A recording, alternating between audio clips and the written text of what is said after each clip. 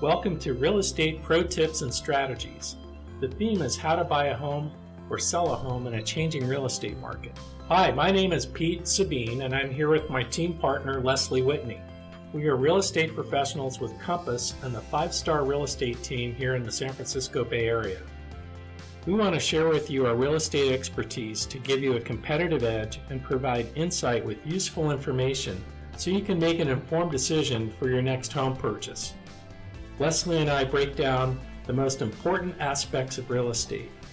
Future podcasts will reveal how to navigate as a home buyer or seller. Let's begin our podcast. Welcome to part 2 as we continue our conversation with Joe Stokely, talking about the advantages of professional property management. Being a landlord requires effort and dedication. Tenant landlord laws are complex and constantly changing. If you live far away from your rental property or have other personal commitments, hiring a property management company can be a good option. A professional property manager can relieve you of the burden and hassle of managing your income investment properties. This ensures timely payment of rent, proper maintenance of the home, and fewer problems during the tenancy period. Today we have a guest. With us is Joe Stokely. Joe is the broker owner of Stokely Properties in San Francisco Bay Area, city of Pleasant Hill. We've talked a little bit about showing the homes, and then obviously one of the big services you provide is finding a suitable tenant for your clients. How do you go about doing that? What is the criteria for screening applicants and selecting the best tenant for the property? So what we have to do is we have to practice fair housing laws, okay, and we have to treat everybody the same, which is really cool. Because I don't have to think that very hard about I got one set of criteria for this person and different. It's like, hey, guess what? Everybody's the same. There's only a few criteria, really, right? I mean, it just narrows it down to a few. Right. So the owner of the property, they could say, hey, it's important to me that they have an 800 credit score. So you can do little twists and turns and things like that. But we're consulting with our owners and say, okay, if you really want to rent this, you got to be a little flexible. And some people might not want, if they have a house, they might not want a pet like a dog. I'm like, you know what? If you don't allow a dog, you're blocking out half of the potential people that can rent this house because, probably a mom and dad and some kids are going to live here and they're going to want a dog. All right. But we have a very strict and thorough screening process for pets. All right. And the whole 9 yards on that. So it's almost like the pet has to qualify separately of the They do. Yeah. They do. Really? They do. Yeah. We don't charge more money for the rent for that. Some people do pet rent, but so we, coach our owners like, okay, this is, really kind of, if you really are serious, if you really want us to help you, this is how we do things. But basically, to answer your question, the simple way is the first applicant that has the minimum standards, all the information they're the ones that you rent to. Okay. Right? So you don't get all the applications and line them up and go, which one do I like best? Oh, yeah? You can't do that. Yeah. So it's like the first one that comes in, and if they don't have the complete application or whatever, I'm not going to wait. Right. The next one comes in, so if they don't have the minimum standards, then they're not the applicant we're going to take. Because I forget what the fee is, but it's like $50 or something, an application fee. And we don't run every application unless, it has the right information. That gets expensive for people. So once we get the applications that have all the minimum standards and we run their credit and they got good credit, and then we're calling their references. Most important people are their past landlords. So we're just not calling your current landlord and you're saying they're wonderful, they're great, because you may hate them and say anything to get rid of them. But you're saying they're good, nice people, pay their rent on time. Then I'm calling the landlord prior to you, maybe 2-3 years they've been with you. Then I'm calling Pete. They rent it 2 or 3 years sooner. So if I got everybody saying these people are great, they're tell them I said hi, they're really nice people, paid their rent on time, took good care of the property. And they got the income there, they got some stability. They're not job hopping every 6 months, good credit, all those type of things. Yeah, they're the people. Right. What else do you want? So good history. Okay. So Okay, I mean this is a big topic as far as what's allowed and what isn't allowed, and I don't know if we have to get into it. That's a different. It's a big topic, but I think the benefit to a property management is that you guys know what the rules are and what the laws are and what they can. Yeah, oh, it's scary. There's a lot of people, mom and pop, not property management companies, but mom and pops that they're breaking rules and laws all the time. For one reason, they're changing all the time. They might be breaking laws or rules unintentionally. Right. It's just that. But they haven't followed up on them in 25 years. Especially in California. Yeah. So, again, like I was saying, like just not collecting rents, but keeping people out of trouble. Yeah, exactly. I'm trying to think. I got some funny stories about that. But, people telling me, okay, this is what kind of tenant I went in there, and I'll let them talk, blah, blah. I'm going like, I can't do that. Yeah. I go, I can't like, I can't do that, I don't want kids. I don't want kids, I was going to ask you about that. Yeah, that's okay. And I was like, no, that's discrimination. I go, you're not in a senior center or whatever it's called, a 55 and older. It's not, your house isn't there. So that's discrimination. Like you said, just funny stories. I can write a book. Maybe I will, Okay, well, one little question about that. Can you limit the number of occupants? Yeah. Okay. So the way that works, people, and I empathize with them. Like, oh, what if you're going to have all these people living there? So there's no law in California that says how many people you can or cannot have live in a property. Mm-hmm. There's no law saying only 5 people or 20 people or one person, but there's like a general standard by basically like if it's a 2-bedroom apartment, let's say. So the rule there would be you have a maximum of 5 people living there, 2 per bedroom and 1 on the couch. Okay. I wouldn't want to live there. Okay. Because it's too crowded for me. 5 people all live in a 2-bedroom apartment like that. Yeah. But that's basically the general guideline. So if some family was coming in and said, well, there's 9 of us. Yeah. And we want to live in a 2-bedroom, you'd say no. You can say no, and that's just too small. It's like it's going to be just wear and tear. Where's everybody going to park? It's not built for that. Yeah. So, but again, there's no law telling you that. So it's kind of just a guideline for each bedroom, 2 in the bedroom and 1 on the couch. Okay, interesting. Does that help you? Yes. Okay. I was just curious about that. What is the difference between a month-to-month rental agreement and a lease agreement? So a lease is a lease. A lease could be as many. That's just the terms which change. So a lease is just the agreement, like the contract, and so there is no standard lease. But we generally do a 1-year lease. Okay, you can do month-to-month. All right. But I think it's harder to attract good people because at any one time, during normal times here in California, if you're on just a month to month, anytime the landlord can come along and say, hey, I'm giving you a 30-day notice to move out if you're on a month to month. So you might be there for 4 months and then being asked to move. We charge our owners for our services, and I don't think they want to be charged every few months, people moving in and out. So we do a 1-year lease. Okay. And, but the benefit to month is if the owner, whatever, wants to sell the property or move back into it, they don't have to wait 9 months or a year. They can say, hey, I'm giving you a 30-day notice. There's all kinds of rules and stuff. Yeah. But anyway, that it's just terms. So a lease is the contract, and month to month is just that. It goes month to month or a 1-year lease. But nothing is being renewed each month. I know some people get that misunderstood. It rolls over each month. The way we do it is, so we do a 1-year lease, and after that 1 year is up, it can revert to month. Okay, right. You don't have to sign another 1-year lease, and then it automatically goes month to month. All the terms of the lease are still there, but you don't have a contract that you're living there for the next year or 2 or 3 years. Right. So the benefit to that is the renter, the resident, can say, hey, we're buying a house or we're moving out of state. They're not locked into another year there. They can give 30-day notice and move. Right. So there's benefits and negatives to both sides. Okay. Will you ever do a lease for longer than 1 year? Sure. We've done a few of those. Okay. Depending. Yeah, I don't like doing that. I mean, I don't think that's in the owner's best interest, because if an owner says, hey, give them a 3-year lease, I go, okay, that's fine, but you're locked in. That's a contract. I go, if something changes in your life in the next 2 years and you want that house back, they don't have to move. Right. That's why I like year to year. Even if they wanted to sell the house, because of the lease, the tenants are included in the deal. Yeah. They don't have to. Yeah. They don't have to move because they want to sell it. If they have a long-term lease like that.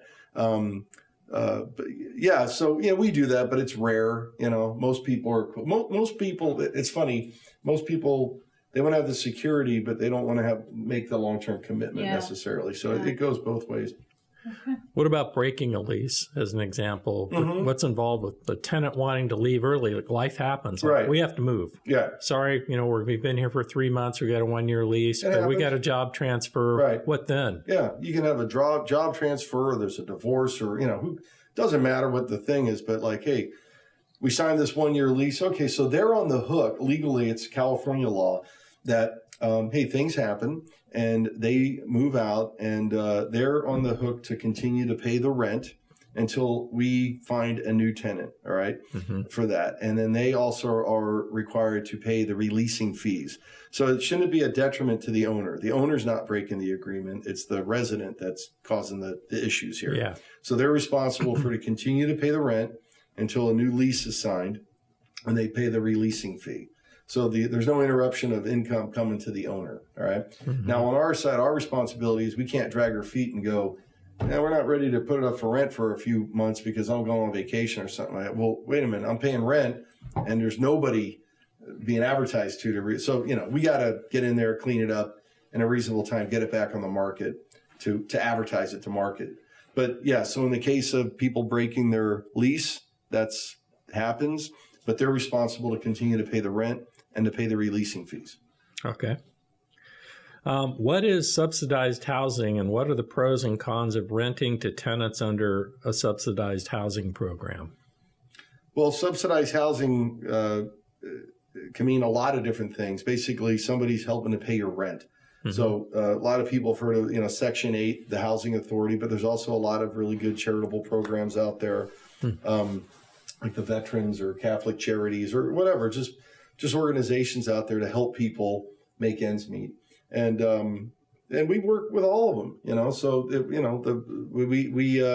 we screen the residents that are going to live there the same way we would anybody else. Doesn't matter if they're being subsidized. If somebody goes through a divorce and they get, child support payments or whatever, that's subsidized housing. So anytime anybody's helping you pay a bill, you're being subsidized. So, some people think that if they work with the Housing Authority with Section 8, that's a benefit to them because they're getting like a check for sure. They don't have to worry about, that's a matter of opinion. I don't know if, I wouldn't say, yeah, that's 100%. You're absolutely right. So, there's pros and cons to that. When you do subsidized housing with an organization like the Housing Authority, Section 8, you're dealing with a lot more rules. You're dealing with their rules. And sometimes things don't always move as fast as you'd like them to do. There's got its pros and cons. Yeah, so it's like the third wheel. I mean, the Housing Authority has their standards about the housing itself. Yep. You have to meet those guidelines, their minimum standards, right? Right. And then the tenant has to qualify for the program.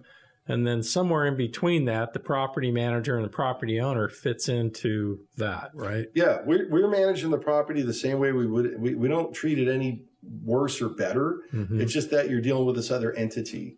So like the housing authority, and maybe another layer set of rules that you have to go with. Not horrible, but it's more complicated than just not dealing with them. Right. Like, so an analogy would be in real estate, you can go to a bank and get a loan to buy a house, or you can get a loan that's backed by FHA or some other governmental agency that insures the loan, but they have an overlay to the qualifying standards, not only for the borrower, but for the property they're loaning against. Exactly. So the property owner's going, hey, wait, I've got another buyer over here with a normal loan. Let's just go that way. It's easier for me. So they end up taking the deal, the offer from that buyer instead of the one with a complicated government requirement. Yeah, you got a government. So every year they do an inspection of the property, and no matter what, because I've owned properties where we've had people that are on subsidized housing, and it could be the same inspector every year come there and never said anything about that receptacle, okay? And everything passes with flying colors. But this year, that receptacle needs to be replaced, or what? They got to do something to justify their job. So every house gets flagged for something. If there's a screen missing in a window, You know, and what they do is they pull back your payment until it gets remedied. You know, so. Oh, okay. Well, it's an incentive for you to fix it. Yeah. You know, so anyway, but you know, some people that's great, that's cool. I'm not saying there's anything wrong with it, and I don't go around telling everybody, hey, that's the way to go. That's cool. Right. Yeah. Okay. So a big part of your service obviously is finding tenants, and how do you use the most effective resource to market a property to a large pool of prospective tenants? Well, it's amazing, but signs still work. Okay. For drive-bys? Totally. Yeah. I mean, people might live in a neighborhood and they would never know if that place is for rent because they're not looking for something to rent for themselves. But a sign pops up and then they can tell their friend or whoever, like, hey, you know, but the internet, you know, we have our website, the Stokely Properties website, and then we through Rently, again, another tool Rently has is you post all your properties through that, and that pushes that marketing out to like 25 different real estate related websites like Zillow or HotPads and Trulia and God knows how many other sites you never even heard of. So yeah, it's out there. And I would say the majority of everybody, when they start their search, they go to the internet. I'm looking for a 3-bedroom, 2-bath house in Pleasant Hill. Just Google. Exactly. Google it. So yeah, that works out pretty well. Okay. So what about the presentation online? Do you use like professional photos or anything like that so that when people are surfing the net, it looks really good when they see it? Or yeah, of course. I think the pictures look good. Some people pay to have for professional photographers, all right, and that cost, if we did that, would be passed on to somebody, you know. So we're not doing that. Our agents are, I think, really good with using their iPhones and moving the trash cans out of the way when they take a picture of the front of the house. Yeah, all that kind of stuff. You know, don't just take a flat picture of the front of the house, get an angle, do it on a nice blue sky day, you know. So, you know, we know little tricks to really take them and present them as well as possible. So yeah, absolutely. Lots of pictures. I mean, people usually first see the property on their computer screen. So they either fall in love with it right away or they don't like it. So I'm telling our people, hey, you know, take these nice pictures, you know, all these little tricks that you do to make them more presentable and explain everything about the property. You know, we have maps where things are located. So, you know, I think you look at that and either you like it or you don't like it, you know, and then, but we want people to go to the property and see it, because seeing on the computer is one thing and seeing in real life is another. So, but yeah, it's important, the presentation, and we want to make it look as nice as possible. Yeah. What do you offer tips and evaluate the condition of a home to recommend improvements? That will increase its appeal and rental value? Absolutely. Okay. Yeah. Saying like, you got to paint these walls, or you need new carpeting, or, you know, you got to. That's a good service to provide. Oh yeah, I mean, a lot of people they even ask, like, do you do that before I say I can do that? You know, we have to do that because. But not everybody does, I imagine. No. Well, but if some people don't, then we tell them they need to, because that's, again, like the product we're offering and who's it going to attract, what kind of people would it attract. So but we do that. That's great. That's a great service. So collecting timely rent every month is really important to ensure the consistent cash flow. So how do you assure the property owner that you'll collect the rent on time? How does that work? How we assure them? Yes. So we don't guarantee anything. Good. You know, so that's a really tough question, because you know, we're trusting and we're working with the past history of the people that we screened to apply into the home, that they have a good track record, you know. And so that's our insurance. Like, hey, we wouldn't put somebody in this property that has a horrible track record of paying their bills on time. Right. So these people are super strong. They have a good credit history, you know, good landlord history. So that's pretty much our best assurance. Yeah. You know, you know, because, and that we're presenting, you know, we're offering a nice property, you know, it's just not habitable, but it's a nice property. If things break, we get them fixed. You know, it's a partnership, I think, between the owner of the property and the people that are living there. You know, like if you take care of the property and pay the rent on time, then of course, if things break, I'm going to be responsible to take care of them. So, you know, there's a mutual, I think, good relationship with everybody, and that past track record of people, that's the assurance. Right. I mean, anything could go wrong. People, over the years, you know, we've all seen good, solid people go through bad times and things fall apart, and nobody could ever predict that in the future. So the lease agreement says the rent is due on this date, and then it's late on this date, and then there's this time period typically where there's late fees because it's late. So you've got all those mechanisms built into the lease agreement with the tenant, and the owner sees that in the lease, and they just agree to that plan if the rent comes in late, right? Correct. Yeah. Okay. Yeah. And you know, we're really fortunate. We don't have a problem with people paying their rent late. They pay it. Most people pay it online, and it's just sucked out of their bank account. You know, so it's pretty automatic. Right. We don't have an issue with people paying rent late, chasing people down for money. I couldn't do this if that was what the job was. Yeah. And so how does that work? The rent money, how does it end up in the property owner's account? Does it end up in my pocket? The skim. Does it go through your pocket first? Hey, so everything I said earlier, everything goes into AppFolio, and then it goes out of AppFolio. So we collect all the rents, so we can document it, you know, so the people can have on their reports for their taxes and everything like that. So we collected $3,000, and then that comes in our account, and we take our fee out of it, and then it goes out to the account, direct deposit to our owners. And it's a definite timeline, like one day or 12 No, hours? it doesn't have. That's a good question. It doesn't all happen in a day. People have a hard time believing that it still takes time for money to clear the bank, even in this electronic age. So we say the rent is due on the 1st through the 3rd, and it's late on the 5th. Yeah. Okay. But perfect world here. So we get the rent. And anybody that says, yeah, well, I need to get that rent like right away because my mortgage payment's on the 10th. I'm like, well, you know what? Look at getting the rent early, not late. You're getting it early for next month because I can't get it to you by the 10th. What are you talking about? If you get it on the 5th, we have to wait 10 banking days for that money to clear. So that usually people get it maybe on the 15th or the 20th. Really? Yeah. And if people have a problem with that, then I'm like, I'm sorry. Again, I'm not going to risk my license because the risk you take there is commingling. Right. Not that you're doing that intentionally, but if Pete pays his rent, let me get this. I have to send you your money.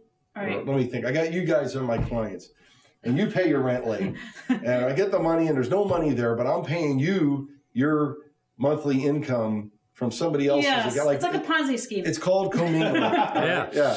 And it's just a big mess, and I can avoid all that if there's money in the account. So like rather than praying like, hey, this money comes in, and just send it right out as soon as it comes in. And then if I got nothing there, so that's all avoided. And the person, again, I'm not there for everybody. I'm not there to solve everybody's problem. If they're like, I just have to have that money by the 10th. I got to make my mortgage payment and stuff. And you're like not that. a bank. I mean, that's the other No. thing. Well, I just tell them, I go, look at it this way. Rather than it getting there late, look at that I'm a month early. Mm-hmm. Look at December's rent payment is to pay January's mortgage payment. Right. Right. That's the way to do it. So that property owner probably should just gear their payment schedule so that they're ahead of it by a payment, so they're not feeling the squeeze. Or they should contact you to sell their house because they should not be in the real estate investment business if they're living paycheck to paycheck or month to month. Really, that's not our client. Right. The guy that's like squeaking by and every little penny. That's not our person. So when there is a delay in collecting rent, what are the proper and legal ways to deal with that situation? Well, nowadays it's a total mess. And if you're listening to this 10 years from now, that's a distant memory. But as of December 8th, 2020, the whole system's a mess with the legal system. Fortunately, I use the word fortunate because we are fortunate. I'm very grateful that we don't have a lot of problems that you could have out there. Maybe I'm lucky. I don't know. But we don't have a lot of people that have had the excuse of the coronavirus as a reason for not paying rent. We've had a few, but out of like 700 plus properties, very minimal amount. And those people that haven't paid, that let's say they just have a legitimate excuse, there's nothing you can do about it. You can't, or even people that are taking advantage of the system, gaming the system, you can't evict them. You can't do anything. So the tools that have been around forever up until last April aren't at our disposal. But I'm really pleased to say everybody's behaving. Everybody's doing a really good job with doing what they're supposed to do. In the case of somebody's not paying the rent, there's not a lot we can do really right now. Yeah. We can't evict them. We can't do anything like that. Back in the old days, if somebody, let me talk about regular times, not this very short period of time. Right. So, if we didn't collect the rent by the 5th, they would get a 3-day notice from us. And that's basically saying you owe your rent, so pay or quit. I mean, so is that whether it's a lease or a month-to-month? Either way, it's a 3-day notice. Either way, if you are obligated to pay the rent and you don't pay it, it doesn't matter if you're on month-to-month or week-to-week or month or whatever it is. It's like you're supposed to pay rent. We didn't get it. So we're giving you a notice to either pay in the next 3 days or get out. Right. Quit. And so what happens after that is people, we don't hear from anybody. Then we're not lawyers, and I don't do evictions on a regular basis, thankfully. So you don't want to screw that up. So I think I always say it's best to get somebody that does this as a profession. So we'll hire an eviction attorney, and we have a couple that we recommend that we've worked with in the past that know the law, because you have to dot all the I's and cross all the T's. You do screw one little screw up, you start from scratch. Notices and timelines all that stuff. So we work with an attorney and they take over from there. And then generally it's about 6 weeks before the sheriff would be at the door. And there's usually 3 sheriffs. So you go there, worst case scenario, they're still not out. So you go there with the 3 sheriffs and the locksmith. And to get possession back of the property. What I always try to do before, I try to avoid that. You're talking to the owner, go, hey, well, it's a lot cheaper, a lot quicker. Let's offer the people money. Obviously, they're having a bad time. Who would want to do this? Who would not want to pay the rent to have all this drama? So let's go and offer them $1,000. All 20s. Looks like $1 million. Because all you want is possession back. Right. So if you pay $1,000, that's going to be a lot cheaper than loss of rents, any damage to the property, paying an attorney. So sometimes that works. Yeah. Sometimes, very, very seldom have I ever showed up to a property where the people are still there. Okay. And that's really sad. That means they have nowhere to go. That means I got nowhere to go.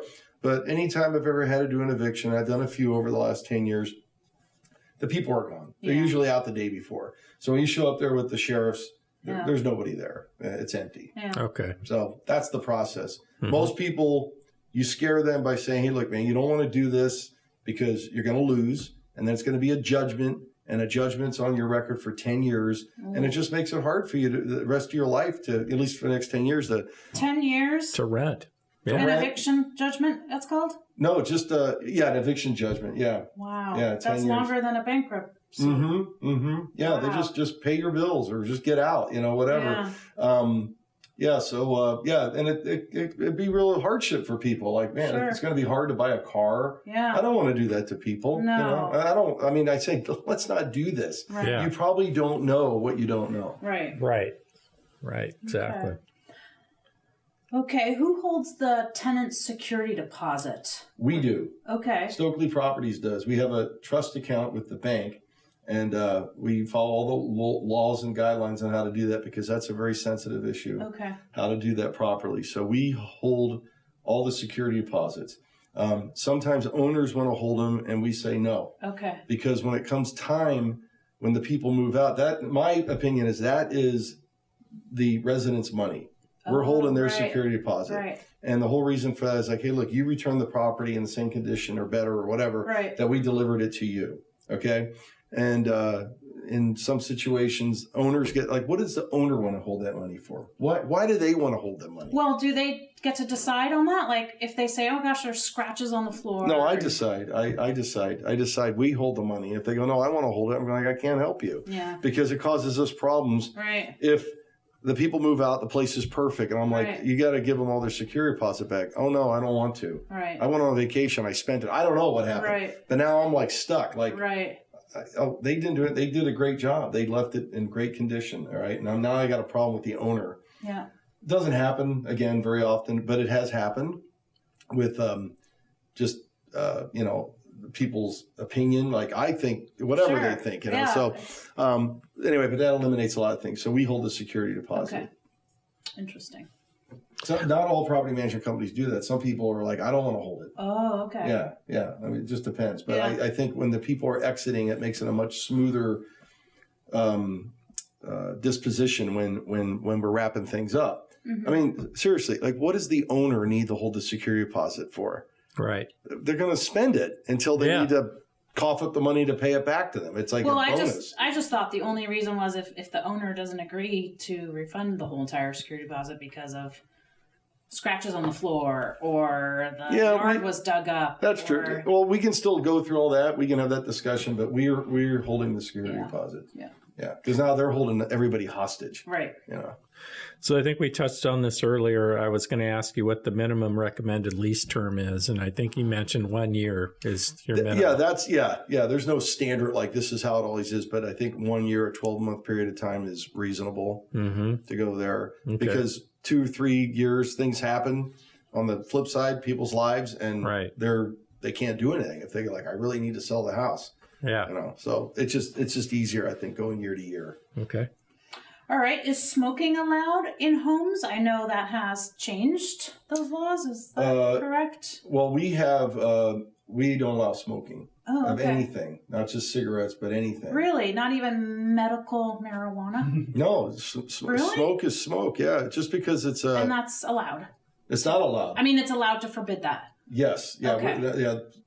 People who smoke cannabis are not protective class of people, so they're not special.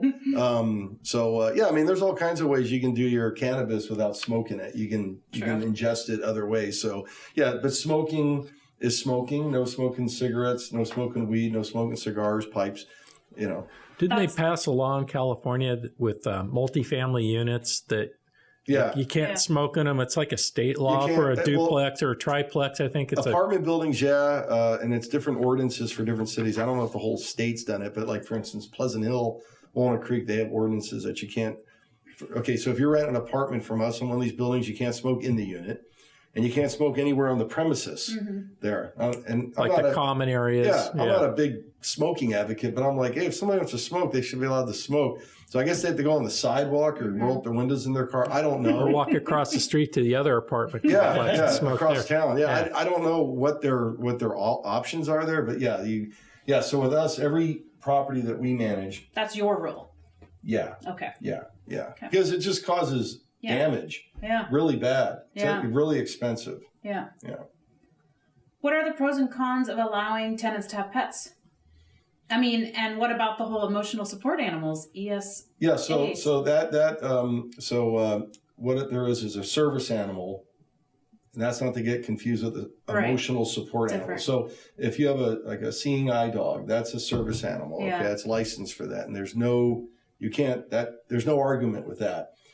Emotional support animals or whatever names they came with, people try to take advantage of that. The law is kind of blurry there, but what we do is if people have one of those, they just can't like go off the internet and buy a vest and wrap it around the dog and say, they have to have like a prescription note from their doctor. So they have to. There's some rules you have to abide by, and that happens. We don't have a big problem with that with people abusing that, but it can be abused, and people do abuse it where there's no pets allowed. So then they go, I got an emotional support animal. Yeah, and then.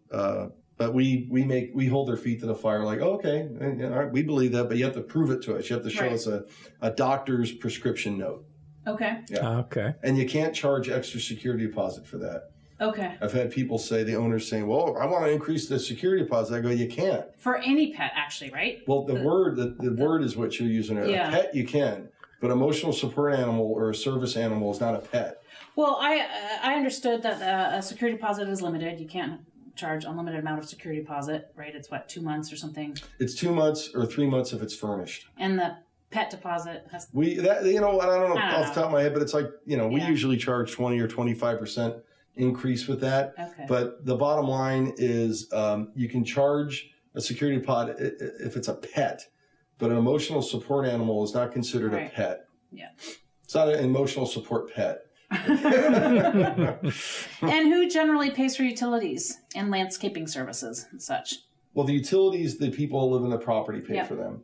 And the landscaping services, we just kind of have the owner, it's all bundled in, and it's paid by the rent, that is supplied by the, like if there's a pool or a yard, the owner of the property, hey, you're responsible for that bill.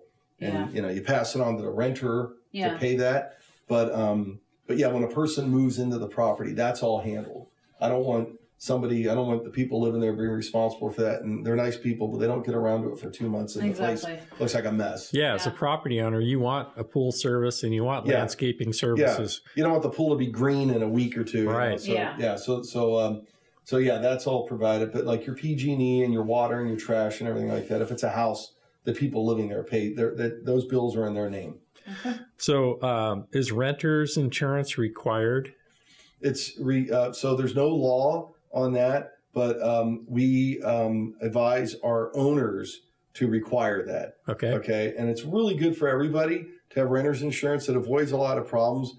So all the properties that we market, renter's insurance is required. And because if something happens, this is in the past years ago, whatever, the power goes out and all their food spoils in the refrigerator. The renter, the people live there, they're like, well, I want the owner to pay for all. I'm like, wait, the owner never signed up to, if the power went off, they take care of all your food or any of these other things. So we're like, be responsible, get some insurance if the place burns down.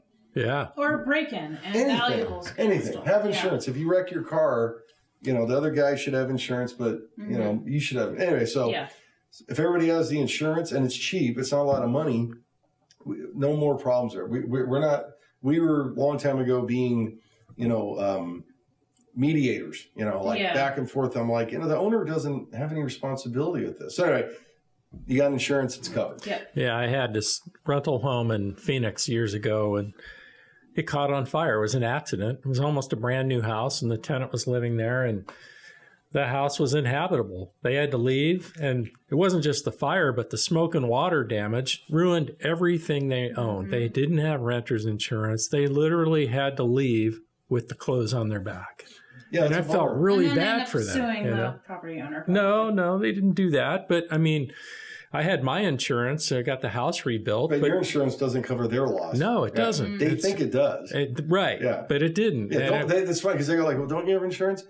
Yes, to cover my stuff. Yeah. Right. My insurance doesn't cover your stuff. And renter's insurance, like you said a minute ago, it's really inexpensive. It's a great deal. Plus, there's theft coverage with most renter's insurance, too. Yeah, it's reasonable. There's different policies and things like that. But, if you need a place to spend the night, I always think if the place burns down or if it gets burglarized, let's say it's nobody's fault. It happens.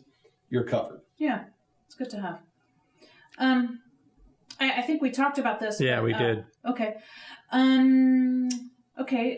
So, maintenance, repairs, you have a list of contractors you work with? Yes.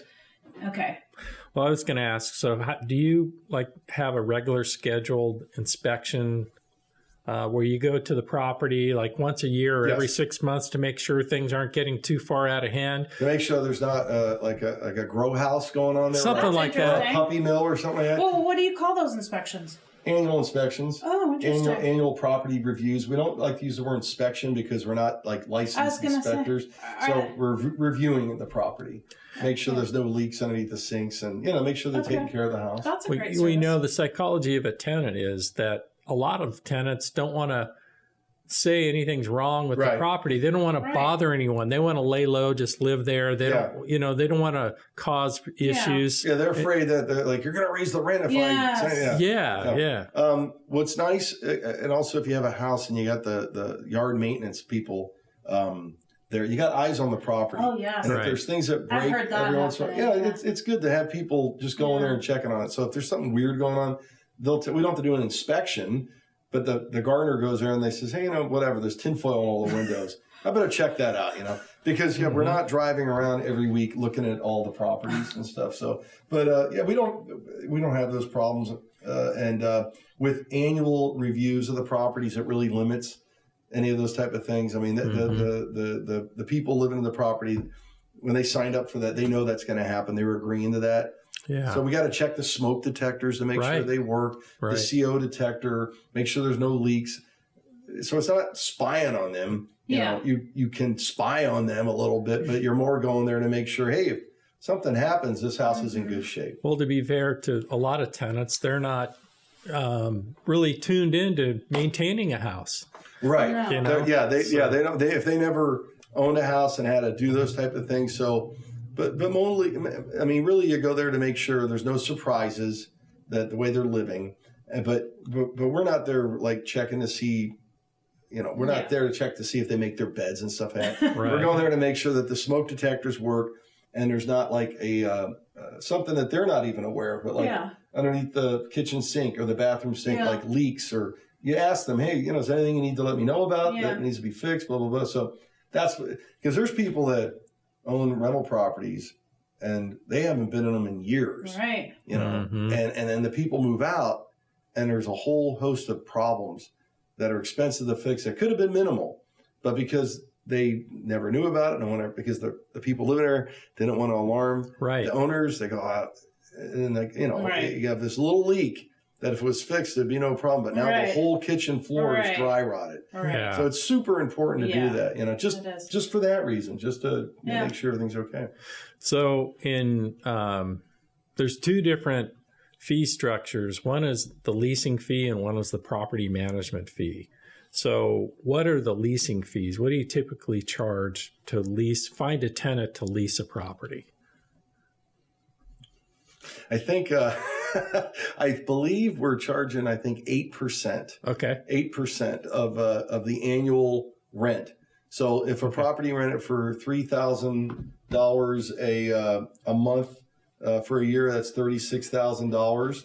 So what we would charge for our services would be 8% of that. So it'd be a $2,880 leasing fee. Okay. All right. And that's a one-time fee, but we do all the same things we do for anybody else. We're just not managing it. You know, we're just like, we did everything, and now we placed a resident there for you. So first, screening the tenant, compliance with all the laws about doing the lease right and all those things. You've got a leasing fee. And then separate of that is the ongoing periodic property maintenance. So that's a different fee structure, right?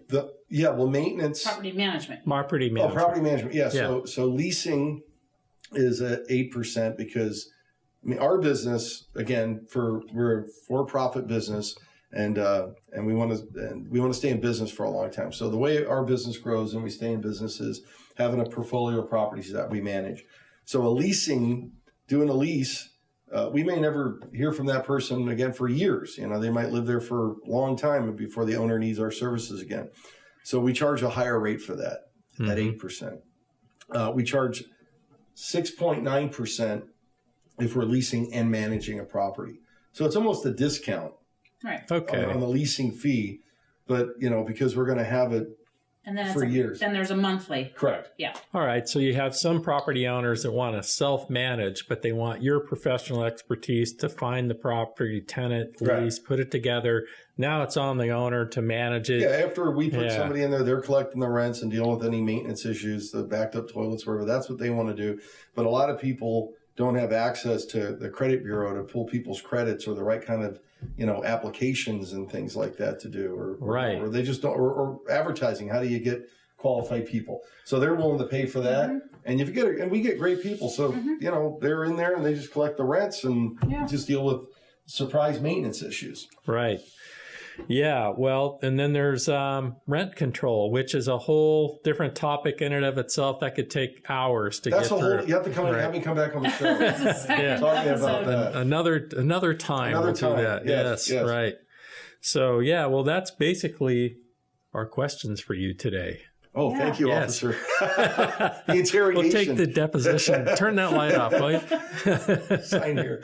Yeah, well, I hope this was helpful to you. I mean, and really I'll say, these were really good questions. These are really good questions. I think if I had a potential client that was thinking about hiring us, and if they asked these questions, I would think they would go away going, okay, good. I really know a lot what's going on. Yeah. So tell our listeners how they can find you. Oh, okay, great. So my phone number is the best way to reach me. You can call me on my cell phone, which is area code 925-878 1603, or you can email me at, I'll tell you and then I'll spell it. So it's Joe Stokely at StokelyProperties.net. That's my name. JoeStokley at StokelyProperties.net.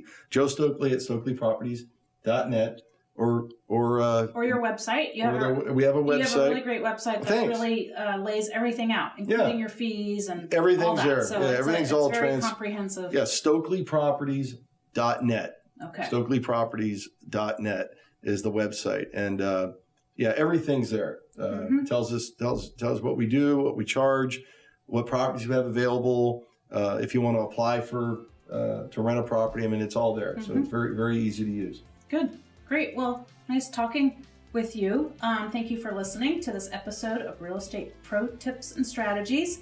This is Leslie Whitney with Pete Sabine. We are the 5-Star Real Estate team, and we know how to set the stage for your success. Call us to win with us, 925-297-5335.